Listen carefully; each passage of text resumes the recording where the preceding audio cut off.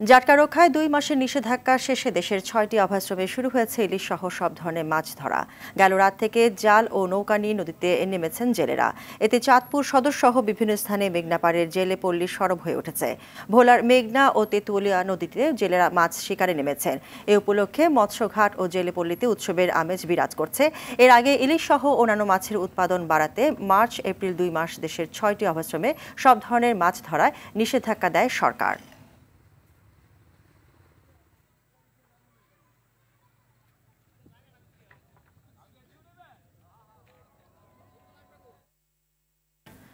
এই বিষয়ে আরও জানাতে চাঁদপুর থেকে সরাসরি যোগ দিচ্ছেন সহকর্মী শরীফ চৌধুরী। শরীফ, মাছ শিকারে জেলেরা নদীতে নামার বিষয়ে বিস্তারিত কি আছে আপনার কাছে জানাবেন? নাবিলা, চাঁদপুরের মতলব উত্তরের ষাটনল থেকে হাইমচরের চর বরিবি পর্যন্ত 70 কিলোমিটার জুড়ে গত 2 মাস অর্থাৎ মার্চ এপ্রিল 2 মাস নদীতে মাছ ধরা নিষেধাজ্ঞা ছিল।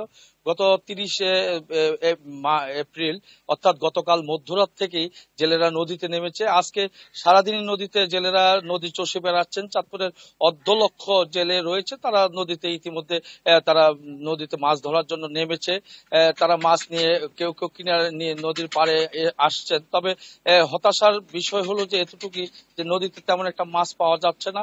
চাঁদপুরের সর্ববৃহৎ মাছঘাটে এই সময় অর্থাৎ অভিযানের পরে যে মাছ উঠত 200 থেকে 300 মন মাছ, সেখানে আজকে মাছ উঠেছে 10 থেকে 12 মন মাছ ইলিশ এখানে এসেছে।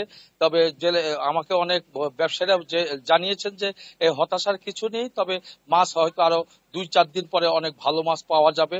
এদিকে জেলেরাও কিন্তু হতাশাগ্রস্ত। তারা বলছে যে 2 মাস অভিযান ছিল কিন্তু তারা নদীতে মাছ পাচ্ছে না। এদিকে মৎস্য কর্মকর্তা মেহেদী হাসান আমাকে জানিয়েছেন যে গত 2 মাসে চাঁদপুরে প্রায় 3 শতাধিক অভিযান চলাকালীন প্রায় 3 শতাধিক জেলেকে সাজা দেওয়া হয়েছে এবং এদের কাছ থেকে 10 লক্ষ টাকা জরিমানা আদায় করা হয়েছে। এছাড়াও তাদের কাছ থেকে প্রচুর প্রচুর নৌকা এবং কারেন্ট জাল আটক করা হয়েছে।